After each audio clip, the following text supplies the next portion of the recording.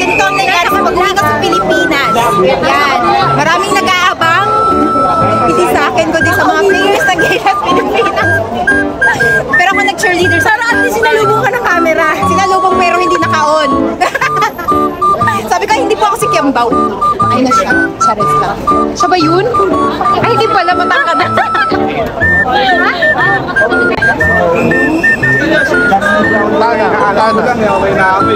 Wala na ba? Wala na? Hindi na.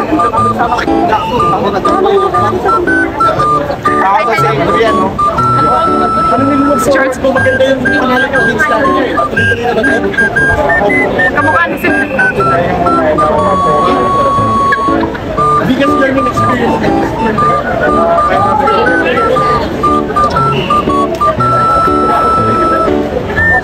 Nice one. Idol! Sheesh! Happy shot! Meron ba may matanggal?